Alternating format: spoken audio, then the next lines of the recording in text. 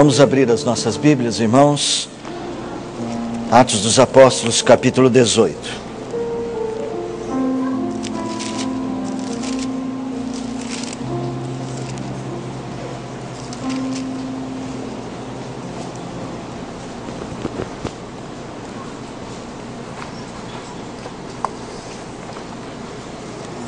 O relato de Lucas sobre a segunda viagem missionária se encerrou e ele vai começar a descrever a terceira viagem missionária. Quando você percorre aqui os capítulos 16, 17 e 18, você verá que a segunda viagem missionária parece ter um propósito. As descrições têm muito a ver com Paulo chegando, o evangelho atingindo pessoas, mas ao mesmo tempo levantando grandes problemas para os missionários. Eles são perseguidos. O capítulo de número 18 começa com a chegada de Paulo em Corinto, e lá ele encontra um casal, Priscila e Áquila. Este casal acolhe Paulo, ajuda os missionários, mas ao final, ali no versículo de número 17, do relato deles ali em Corinto, eles têm de sair lá de Corinto, porque eles são perseguidos. Até o irmão Sóstenes, um dos que haviam se convertido naquela jornada missionária, ele é espancado por causa do evangelho. E então Paulo sai dali, depois de ter ficado 1 ano e meio em Corinto, 1 ano e 6 meses ali naquela cidade pregando o evangelho, plantando uma grande igreja, uma igreja muito importante para o evangelho naqueles dias. Paulo sai dali, com ele Priscila e Áquila, e eles vão para Éfeso. Paulo deixa Priscila e Áquila em Éfeso e tenta voltar para Antioquia, o que vai acontecer mais à frente, que era a base missionária, né? Sempre Paulo saía de Antioquia para ir para os lugares. E o texto que nós vamos ler começa a terceira viagem missionária falando de uma personagem nova. Está se referindo a um homem chamado Apolo. Tira um pouco o foco de Paulo e vai colocar o foco numa nova personagem chamada Apolo. Irmãos, e o que fala de Apolo é que este jovem ainda, esse jovem pregador, ele realizou um ministério com excelência. O breve relato de Lucas sobre o ministério de Apolo aponta um homem que marcou fortemente o lugar onde esteve. A carta de Paulo aos Coríntios, a primeira carta, ela vai dizer que este Apolo, ele marcou tanto a cidade de Corinto, a igreja de Corinto, durante o seu ministério. Irmãos, olhem só o que Paulo diz sobre Apolo. Diz que os crentes de Corinto, era um erro dos crentes de Corinto, mas só para você ter uma ideia da influência de Apolo e do seu ministério. Os crentes de Corinto, eles falam assim: nós queremos ser liderados por Pedro. Outros diziam por Paulo. E outros queriam ser liderados por Apolo. Só para você ter uma ideia que este jovem alexandrino teve um ministério tão marcante, que assim, ele dividia atenções entre Paulo, Pedro e até Jesus. Era como se nos dias de hoje, alguém falasse assim: eu não quero saber de Hernandes, eu não quero saber de Nicodemos, eu não quero saber de John Piper, eu quero saber de Maurício. Nem tanto. Irmãos, nós estamos falando de um jovem pregador, cujo ministério causou um profundo impacto. Um ministério de excelência. Vocês vão ver as descrições desse ministério.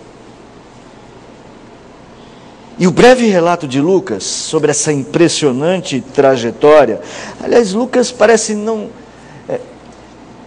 Lucas aqui só fala do começo dessa trajetória. Mas ele pode nos servir hoje para a gente também pensar sobre nós. Nós estamos lendo sobre o ministério de um jovem, não era de Jerusalém, não andou com Pedro, não conheceu o evangelho dos lábios de Paulo. Tá certo, ele viveu numa cidade intelectualizada, Alexandria. Mas não pensemos que Alexandria era um centro de cristianismo tão importante naquele momento quanto era Jerusalém ou Antioquia. Eu só quero dizer que talvez Apolo seja parecido com, ou tenha tido oportunidades como nós aqui, de ouvir o Evangelho. Só que ele se aplicou de uma maneira tão diferenciada, que ele se levantou dos bancos da igreja para fazer um grande ministério. Eu gosto sempre de me aproximar dos textos fazendo perguntas para eles. Algumas perguntas existenciais.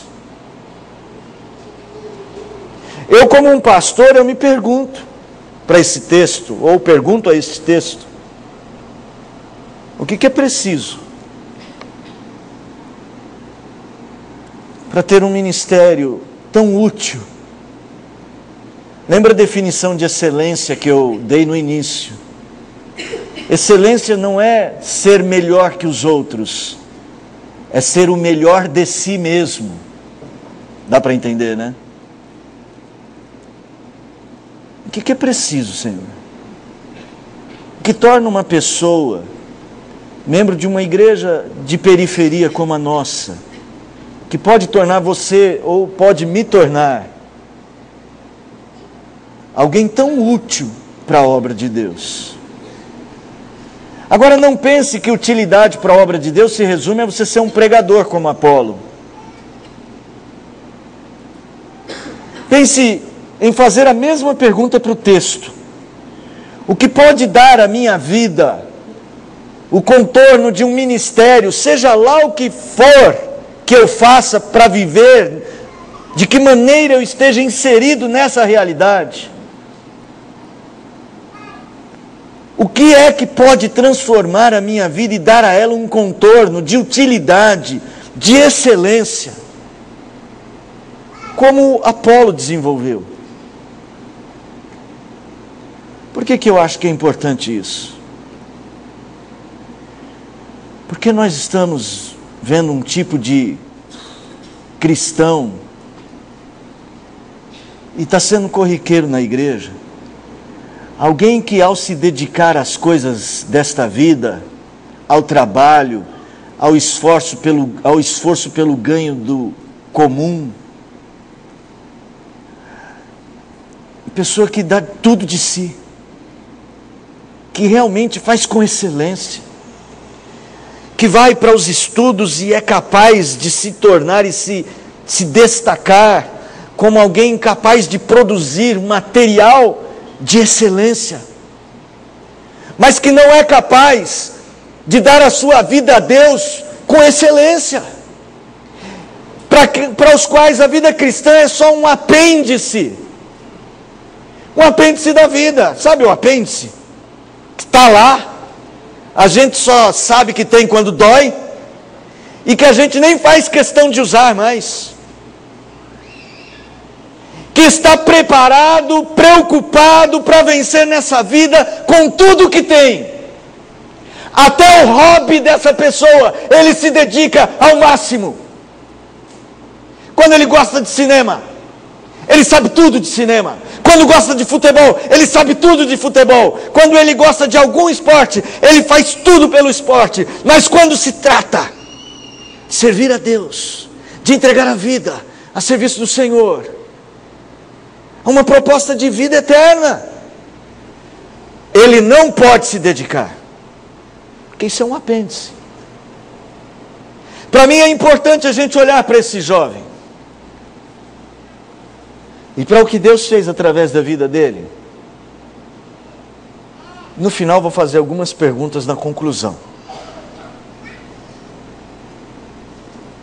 E perguntar para Deus: Senhor, para eu dar a minha vida a Ti com excelência, o que realmente precisa mudar em mim?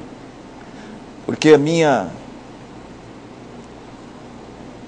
ideia, olhando para esse texto, para a minha vida, é que a gente não faz o melhor para Deus ainda,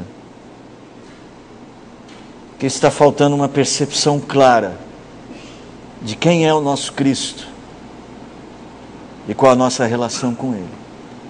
Vamos para o texto e a gente vai vendo a partir do texto. Então, como eu disse, Paulo deixou Áquila e Priscila em Éfeso e Paulo viajou para chegar a Antioquia. Então essa expressão, nesse meio tempo, tem a ver com essa história. Nesse meio tempo, chegou a Éfeso um judeu, natural de Alexandria, chamado Apolo, homem eloquente e poderoso nas Escrituras. Era ele instruído no caminho do Senhor, e sendo fervoroso de espírito, falava e ensinava com precisão a respeito de Jesus, conhecendo apenas o batismo de João. Ele, pois, começou a falar ousadamente na sinagoga. Ouvindo-o, porém, Priscila e Áquila, tomaram-no consigo, e com mais exatidão lhe expuseram o caminho de Deus. Querendo ele percorrer a Acaia, animaram-no os irmãos e escreveram aos discípulos para o receberem. Tendo chegado, auxiliou muito aqueles que, mediante a graça, haviam crido, porque com grande poder convencia publicamente os judeus, provando por meio das Escrituras que o Cristo é Jesus. Vamos orar mais uma vez. Senhor, eu sei que às vezes somos cristãos extremamente negligentes, que dedicamos mais de nós para nós mesmos que para Ti. Tu conheces o nosso coração, Senhor, mas Tu sabes que é verdadeiro em nós o desejo de aprendermos a vida de excelência em Ti. Permita-nos, Senhor, aprender um pouco mais o que fazer. Exorta o nosso coração, Senhor. Deus, afasta de nós o inimigo que nos distrai nessa vida, aquele que produz maldade em nós e que usa a nossa própria maldade para nos afastar de Ti. Porque o nosso inimigo, Senhor, além de Satanás, é o nosso próprio coração centrado em si mesmo. O que hoje precisamos é um coração transformado por Ti. Toma o nosso coração e nos instrua. Seja essa uma noite para ouvirmos a Tua voz com humildade. Nós Te pedimos em nome de Jesus. Amém. Irmãos, quando Lucas descreve Apolo, ele coloca o ministério deste pregador em destaque. Mas antes de descrever o ministério, ele fala um pouco de Apolo. Acredito que seja importante a gente saber quem é Apolo. E quando ele diz, chegou em Éfeso um judeu de Alexandria, isso significava muito. Apontava para o fato daquele jovem, ele não ser dos grandes centros. Era alguém que havia se desenvolvido na fé Mas assim, ele ainda não tinha cursado um seminário daqueles para dizer assim, esse aí aprendeu tudo. O próprio texto diz que ele havia aprendido apenas o batismo de João.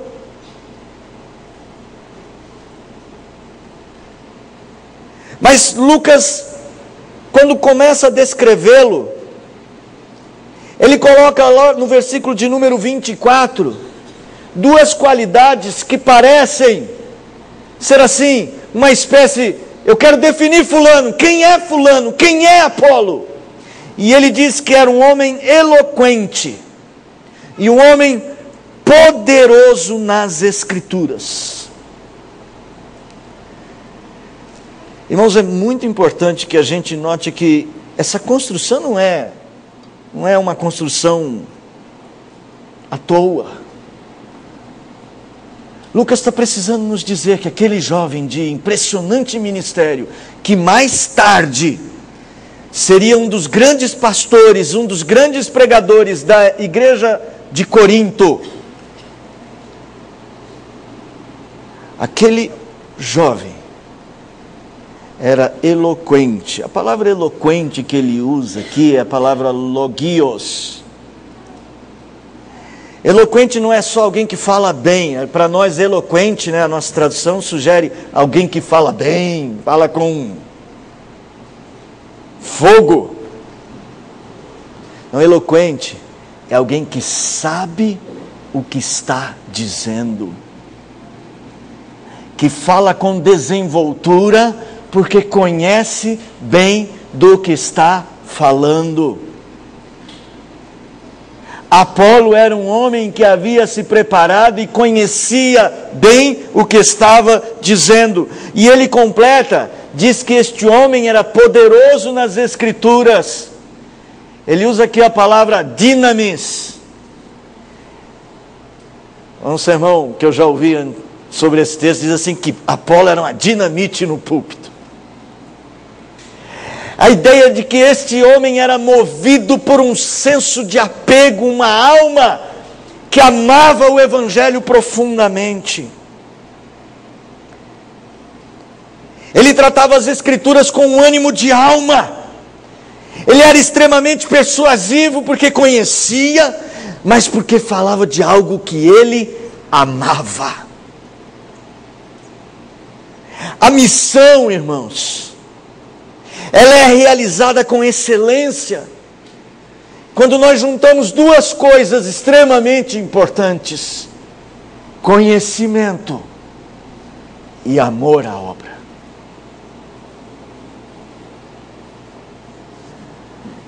Irmãos, quando Lucas nos apresenta, ele dá essas duas qualidades e elas parecem mesmo resumir este jovem.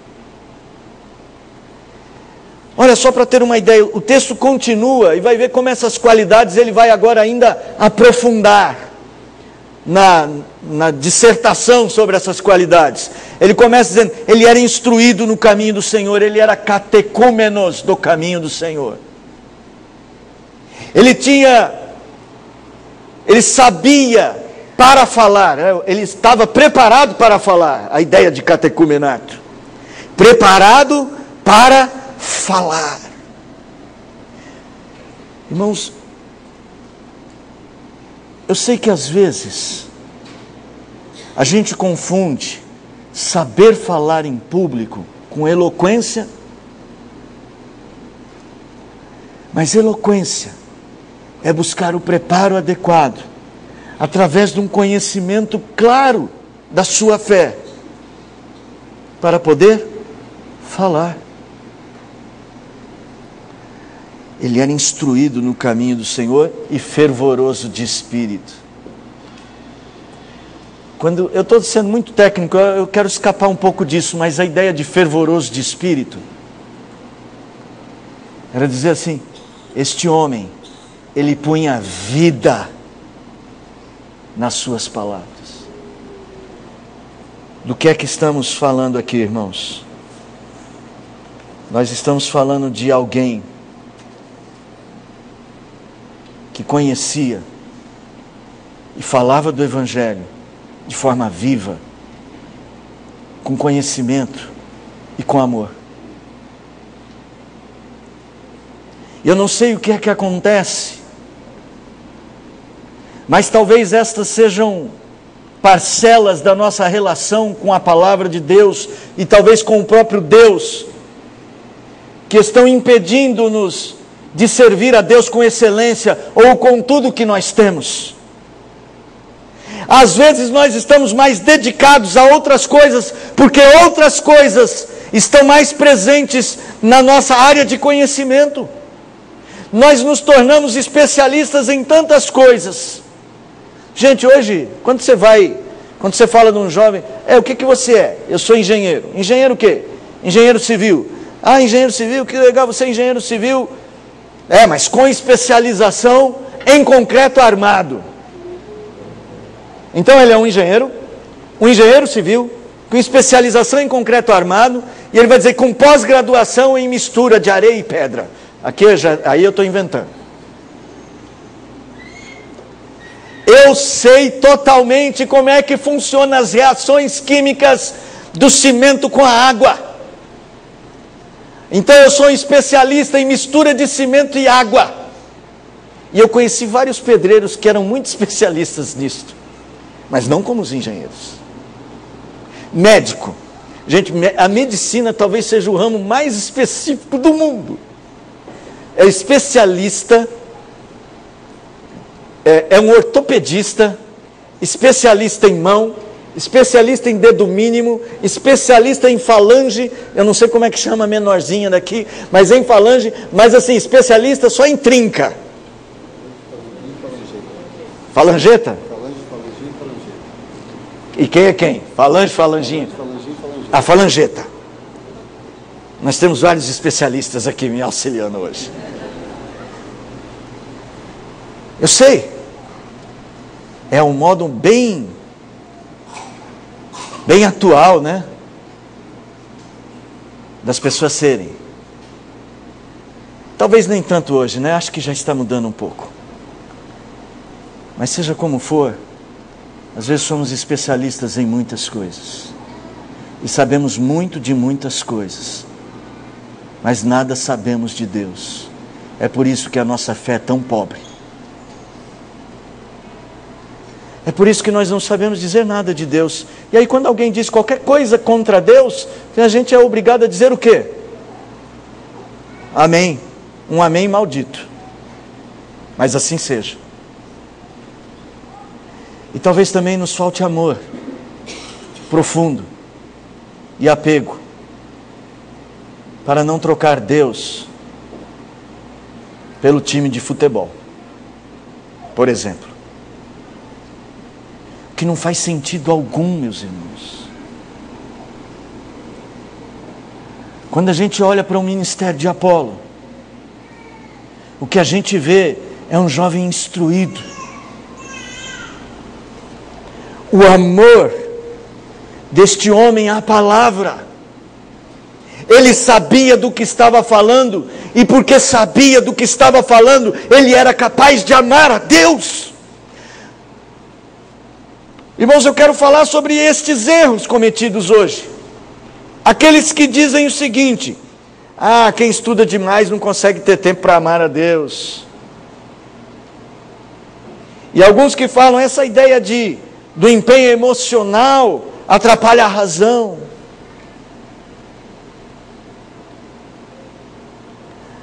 Aqueles que pensam que a melhor maneira de amar a Deus é esquecer de quem Ele é, estão cometendo um grave erro. Você não ama verdadeiramente o que você não conhece. E quem conhece a Deus não pode e não consegue não amá-lo. Se você não ama a Deus, e se você ama alguma coisa acima de Deus, é porque você não conhece o seu Deus. Essa é a verdade. Aceite, é isto. Você talvez saiba algumas coisas sobre Deus. Talvez o seu pai e a sua mãe tenham dito algumas coisas sobre Deus, mas este conhecimento nunca se aprofundou no seu coração. E talvez você esteja mesmo perdido. E há algo que você precisa fazer. E se você acha que ama Deus porque você no culto tem algum sentimento interessante, emocional, mas isso não provém de um conhecimento verdadeiro, também não sei se você ganha muito. Porque às vezes praticamos um tipo de amor que é uma imagem de nós mesmos.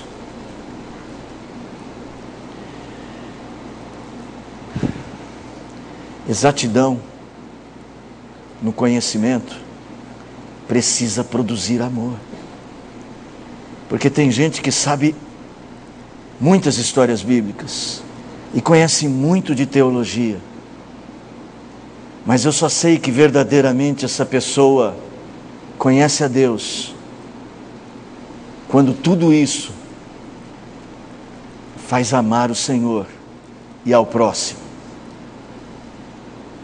Porque o grande teólogo não é o que tem todas as respostas na ponta da língua. É o crente que o resultado da sua teologia é uma paixão pela transformação das pessoas, por causa de Cristo. Às vezes a gente pergunta então, por que é que eu não consigo me dedicar tanto à vida com Deus? Talvez esse seja o problema. Porque um ministério de excelência, uma vida que se entrega totalmente a Deus, ela é uma conciliação de conhecimento e amor. Uma coisa produzindo a outra. Uma coisa fomentando a outra. Uma coisa incentivando a outra. Uma coisa fortalecendo a outra. Um amor verdadeiro fazendo você buscar conhecer. E um conhecimento verdadeiro produzindo grande amor. Onde foi que você perdeu a chance de fazer isso? Mas vamos lá. Veja que o texto diz que ele falava e ensinava com precisão a respeito de Jesus. Para mim, o que Lucas está propondo aqui é que não é um conhecimento ou um amor cujo propósito seja autocentrado ou baseado em si mesmo, no fato, eu sei muito de Deus ou eu amo muito a Deus. Era todo ele focado na pessoa, na obra salvadora de Jesus. A vida de Apolo tinha o propósito certo. Não era apresentar a si mesmo, mas a Jesus. E aí nós vamos para a segunda parte. Quando a gente vê Lucas descrevendo essa parte do ministério de Apolo, Lucas faz uma observação que ela é importante para mim. Talvez ela seja a grande ligação desse texto com o capítulo 19, que é quando ele diz assim, ele só conhecia a respeito do batismo de João. E por que isso liga ao capítulo 19? Porque no capítulo 19, falando de Paulo, quando Apolo estava lá em Corinto, Paulo chega em Éfeso. E quando Paulo chega em Éfeso, ele chega lá e tem um grupo de cristãos que só conheciam o batismo de João. Talvez esse até seja o motivo de Apolo ter ido para lá, por causa dessa congregação de irmãos que haviam aprendido, talvez da mesma fonte, o Evangelho. Essa afinidade de Apolo com os crentes de Éfeso. Mas quando Lucas faz essa observação, há uma coisa interessante acontecendo. Ele entra numa sinagoga, verso 26, e ele começa a pregar. E entre aspas, gente, ele faz sucesso. Ele é um grande pregador, ele é eloquente, ele é poderoso, ele é bem instruído, ele é persuasivo porque fala com a alma o Evangelho, ele aponta para Jesus, ele expõe coisas verdadeiras, ele impressiona, ele conquista, ele é carismático. Se fosse nos dias de hoje diriam, ele é o cara, é Apolo. As pessoas estão falando dele, as pessoas estão comentando, rapaz, você viu o alexandrino que chegou aí? Como ele fala de Jesus, ele fala que aquele Jesus de Nazaré é o Cristo. Quando diz que ele não conhecia outras coisas a não ser o batismo de João, para Lucas é importante, porque lembra, Lucas está falando da obra que o Espírito Santo faria através da igreja. E conhecer só o batismo de João é um jeito de Lucas dizer, ele ainda não tinha entendido a própria obra do Espírito, que é o que ele fala no capítulo 19. Olha lá, verso 2. Os crentes lá de Éfeso falaram assim, Paulo pergunta para eles, vocês receberam o Espírito quando creram? E eles respondem, pelo contrário, nem ouvimos falar que existe Espírito Santo. Apolo talvez estivesse pregando Jesus, mas lhe faltava parte da teologia para ela ser ainda mais poderosa. E aqui ele vai ser instruído por Priscila e Áquila. E aqui é o ponto que eu quero afirmar, que a missão ela é realizada com excelência quando nós estamos dispostos a servir a verdade e não fazer a verdade servir a nós. Apolo já era um grande pregador de sucesso, gente. Todos reconheciam isso. Ele não chegou ali para conquistar o público. Ele chegou conquistando, falando ousadamente, mas aceitou humildemente que precisava aprender, porque ele não estava ali para falar de si, mas da verdade. E o texto diz assim, ele começou a falar ousadamente na sinagoga. Ouvindo-o, porém, Priscila e Áquila tomaram-no consigo e com mais exatidão lhe expuseram o caminho de Deus. E eu, antes de falar de Apolo, quero falar de Priscila e Áquila. Priscila e Áquila tinham sido parceiros de missão com Paulo. Quando Paulo chega em Corinto, Paulo não tem sustento. E ele encontra esse casal que era fazedor de tendas. E esse casal está entre aquelas figuras do Evangelho que não são os protagonistas, os que aparecem. Eles são as escadas que as pessoas sobem para poder aparecer. E eles não se incomodam com esse papel. Eles são um Barnabé, que é capaz de trabalhar, não reclamar, porque o outro é mais famoso que ele. É capaz de deixar uma missão que vai trazer notoriedade para ir para algo menor. Priscila e Áquila não estão preocupados em dizer às pessoas, nós é que ensinamos Apolo, nós é que sustentamos Paulo. Eles querem ser escadas. Porque estes homens, ou melhor, este casal, ele não serve a si mesmo, ele serve a verdade de Deus. O texto diz que Priscila e Áquila, eles tomam ele consigo. Eles ouviram aquele homem, aquele grande pregador eloquente, bem instruído, falar de Jesus. E eles falam, ele precisa saber mais. Eu acho que, como a Priscila está sempre na frente do Áquila aqui no texto, e se eu estou certo que esse é um recurso para dizer quem é que toma a iniciativa, talvez a Priscila chegue para o Áquila e fala, Áquila, nós precisamos fazer alguma coisa com esse menino. Ele sabe muito, mas ele está faltando falar do Espírito. Mas eles não estão lá para dar lição, para dizer nós sabemos mais que você. Eles não estão lá para roubar a cena. Eles estão lá para ver um jovem crescer. Tomam consigo. Eles apenas querem ver aquele homem de Deus aperfeiçoado no seu ministério. Eles só querem ver isto. São aquelas personagens andaimes, escadas,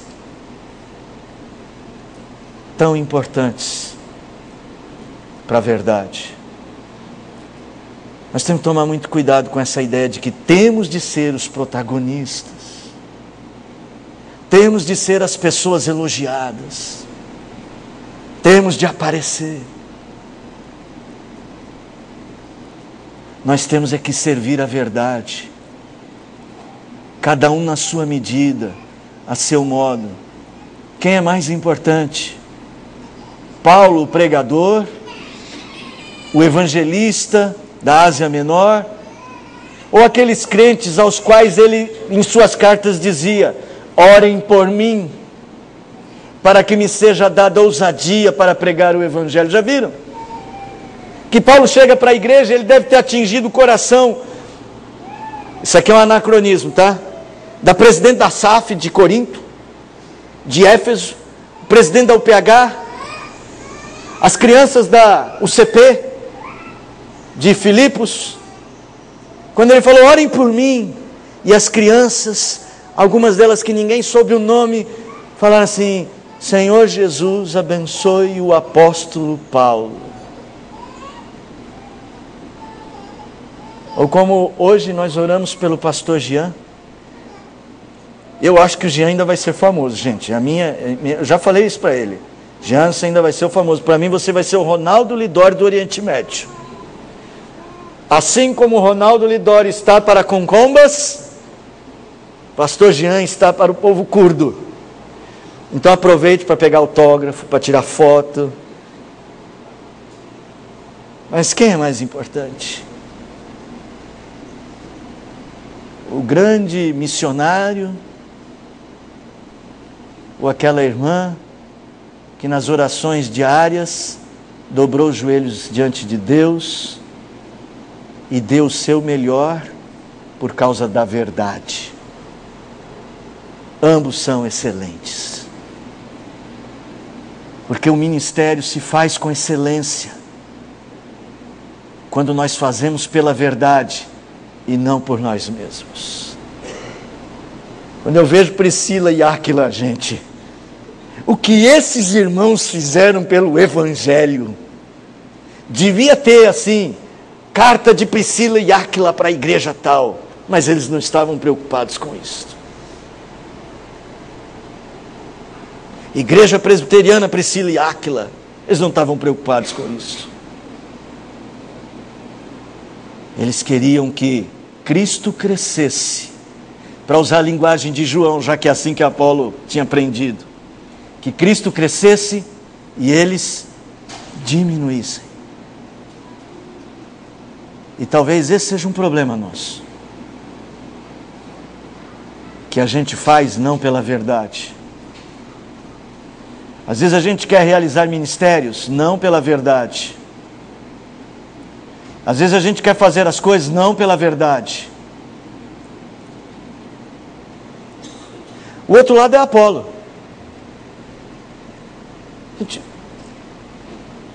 O irmão Apolo, o alexandrino, estava no auge. Todo mundo convidando ele para pregar. Se ele fosse pregar no estacionamento do Itaquerão, não é assim, né? Arena. Da arena ali de Itaquera, as pessoas iam ouvir. Desculpa, eu não quero fazer essa brincadeira, não. Desculpe. Se ele aparecesse na televisão, o canal seria sintonizado. E não acho que isso seja ruim. Mas o que este Apolo tem, e eu tenho que dizer isso já que eu fiz a brincadeira, nosso irmão reverendo Hernandes, com todo esta capacidade pessoal, eu o conheço pessoalmente, e talvez pregadores com tanta, como é que fala, tanta mídia em torno, poucos sejam tão humildes como pessoa, no trato, como este irmão nos dias de hoje. Mas Apolo era assim também, porque Apolo fala assim: o que é um casal? Desculpa, é uma maneira de eu reforçar o argumento. O que é um casalzinho que da sinagoga vai me ensinar teologia? Eu já sei tudo, olha as pessoas se convertendo. Às vezes você é tão prepotente, não é? Ninguém sabe mais que você. Ninguém pode te dizer nada novo. Esse pregador acabou de sair do seminário, que nem o Josué está lá no primeiro ano do seminário, será que vai falar alguma coisa boa? Alguma coisa boa pode vir de lá? Apolo aprende. Apolo vai com Priscila e Áquila. Apolo está disposto a aprender, porque ele não quer servir a si mesmo, ele quer servir a verdade. A gente tem que aprender tanta coisa nessa vida, mas a gente tem que aprender sobretudo a humildade. De tudo, gente. A gente tem que aprender muito sobre o que é viver. Mas talvez de tudo que a gente precisa aprender, a gente precisa aprender a ser submisso à verdade e humilde. Porque o que destrói muitos ministérios é a soberba. Se vocês tiverem que orar por mim, pelos pastores, orem para que Deus não nos deixe nos tornar soberbos, porque é fácil. Se vocês tiverem que orar pelos presbíteros, aqueles que estão investidos de qualquer autoridade, peçam a mesma coisa, porque a soberba nos destrói. E Deus resiste aos soberbos. E se você tiver que pedir algo a Deus sobre a sua vida, faça o mesmo. Porque a soberba deixa você impermeável ao saber de Deus. Apolo, essa é a expressão, diz assim, tomaram-no consigo, olha só, e com mais exatidão. Ele já era um homem que expressava com precisão, akribos, fazia juízo de valor exato sobre o que falava, mas ele se submete a um ensino ainda mais preciso de Priscila e Áquila, para ele poder julgar ainda melhor, porque Apolo entendia que podia ser melhor. Para finalizar o verso 27 e 28, o foco volta para Apolo. Irmãos, eu preciso lembrar o que aconteceu em Corinto. O apóstolo Paulo foi para Corinto. E no primeiro momento ele foi trabalhar com Priscila e Áquila. E estava indo tudo bem até que começaram os judeus a perseguirem Paulo. Aí Paulo ficou um pouco triste. E Paulo falou, quer saber, vou sair daqui. Vocês de Corinto, já que a gente está falando de arena, né? Corinto, vocês fiquem aí com o que vocês creem. Aí Deus vem e fala, não, eu tenho muito povo neste lugar. Fica aí. E ele ficou 1 ano e 6 meses, mas não foi fácil. A partir do verso 12 do capítulo 18, diz que o procônsul Galho chegou ali, e os judeus falaram, olha, tem um cara aqui, um cidadão chamado Paulo, ele está acabando com as coisas aqui. E o Galho chama Paulo para depor. Vai lá para a CPI. Ele está persuadindo os homens a adorar a Deus de um modo contrário à lei. E Paulo é chamado para depor, para declarar o que é que ele estava fazendo. Paulo depois vai ter que sair de Corinto, depois de 1 ano e 6 meses. E para os irmãos terem uma ideia, o líder que Paulo deixou lá, o Sóstenes, está lá no verso 15. Não, 15 não. No 17. Depois que eles são expulsos do tribunal, eles pegam o Sóstenes. Então todos agarraram Sóstenes, o principal da sinagoga, e o espancavam diante do tribunal. Gente, tem uma coisa que eu não entendo nos missionários. Vocês sabem que eu admiro muito o pastor Jean.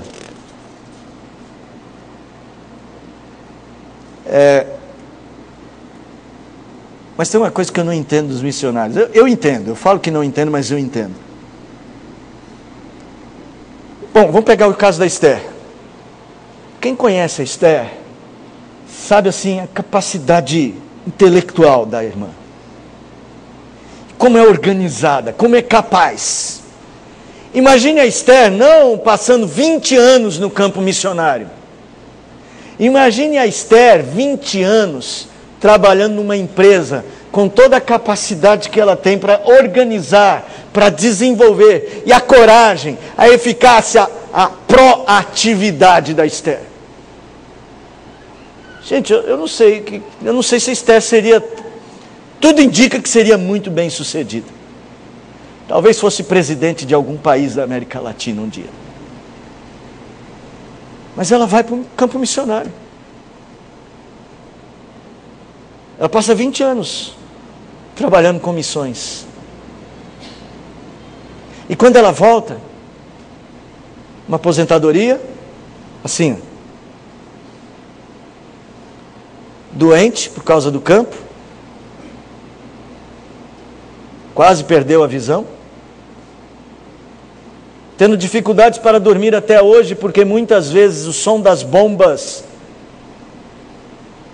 do período de Guiné-Bissau a assusta. E agora é o reverendo Giancarlo. Irmãos, quando o reverendo Giancarlo foi para o Iraque, eu falei, Jean, aqui eu fazendo o papel do diabo, né? Igual Pedro, né? Senhor, não faz isso. Jesus falou, arreda de mim, Satanás. Pastor Jean não falou isso, por educação. Jean, fica no presbitério, a gente tem muito que evangelizar aqui, com seu potencial, Jean.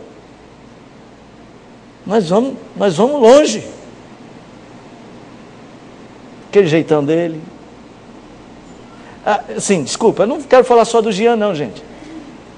Eu acho que não sei quantos por cento, mas grande parte do percentual pastoreador do Jean tem a ver com a irmã, né, a Adriana. É difícil encontrar pastora igual a Adriana. Esse casal aqui, não, nós vamos para o Iraque. Jean, mas não tem guerra lá?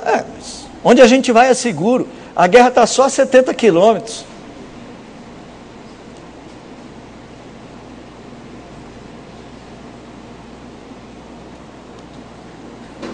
Esses servos de Deus, eles fazem a obra com excelência, porque a ambição deles é tornar Jesus conhecido. Apolo, gente, não era um grande pregador? Ele não estava no meio da comunidade ali, que ele talvez já tenha sido até familiarizado com ela? Até as pessoas já creem do jeito de Apolo, lá em Éfeso. Apolo quer ir para Corinto, para a cidade onde eles pegaram Sóstenes e deram a surra no Sóstenes. Porque o que Apolo quer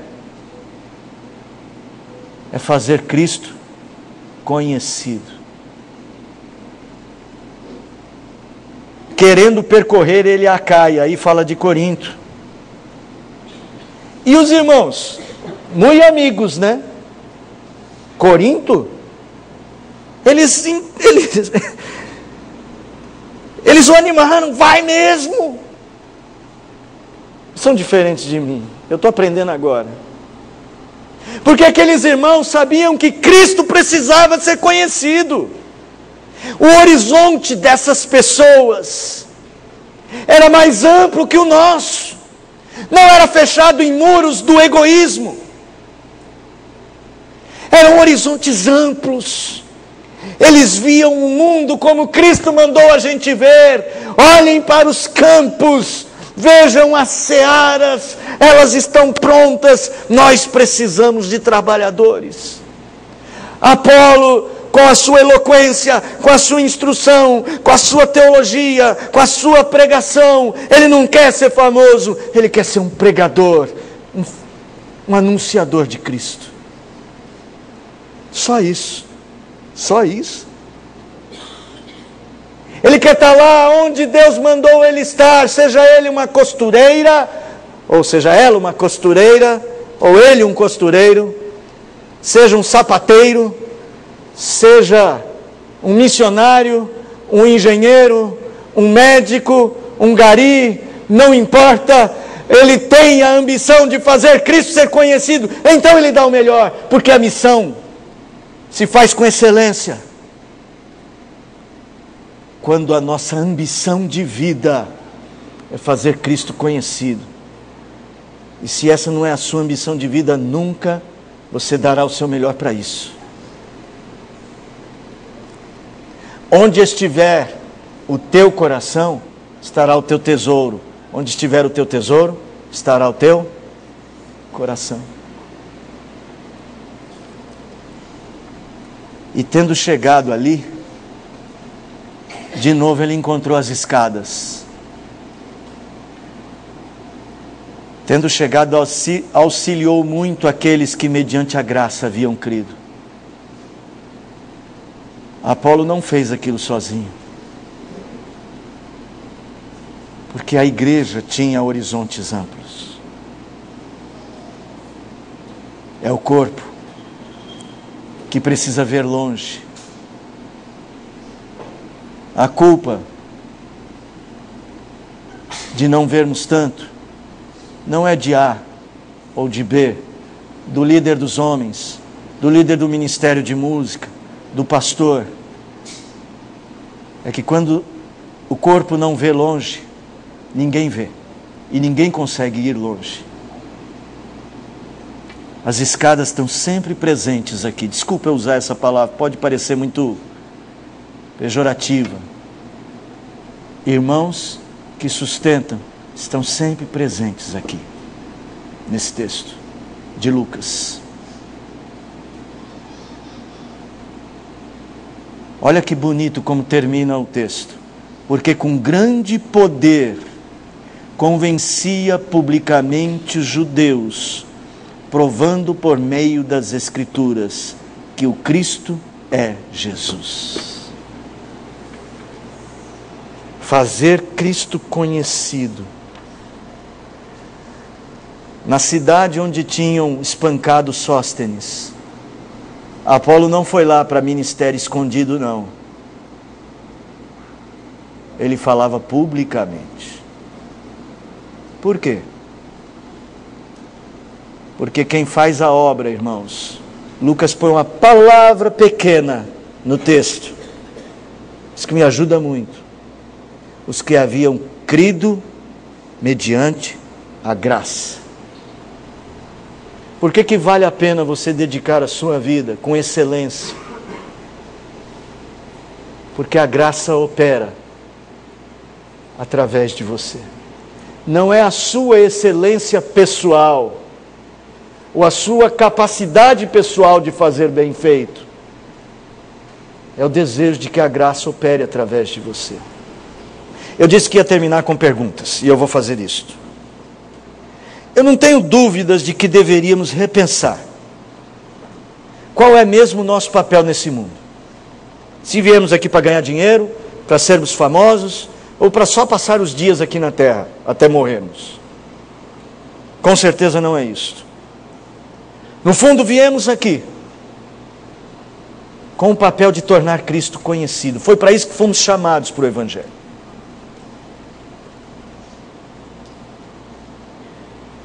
Acredito que os motivos porque muitos não fazem a obra de Deus com excelência e estão deixando os restos para Cristo, seja porque, olhando para Apolo, não conhecem a Deus, ao Deus a quem serve, não amam verdadeiramente a Ele, ou com profundidade, ou acima de todas as coisas, não buscam servir a verdade como prioridade, e não têm o seu horizonte tornar Cristo conhecido. Não é a sua proposta de vida. E para mim a melhor conclusão é, olhando para essas coisas, você diria que você faz a sua missão com excelência nesse mundo? Então eu vou deixar a conclusão por sua conta. Eu vou deixar você ir para casa só perguntando a si mesmo: posso dizer de mim como marido, como esposa, como pai, como filho, como administrador de empresas, como empresário, como chefe de cozinha, como estudante, como ser humano, eu cumpro o meu papel com excelência para Deus nesse mundo? O que é que está faltando? Vamos orar e pedir a Deus que nos ajude. Senhor, pedimos que o Senhor nos ajude, porque tem sido um tempo já tardio para tomarmos algumas decisões sérias na nossa vida, e precisamos de Ti. Ajuda o Teu povo a escolher a direção certa esta noite. Nos abençoe em nome de Jesus. Amém.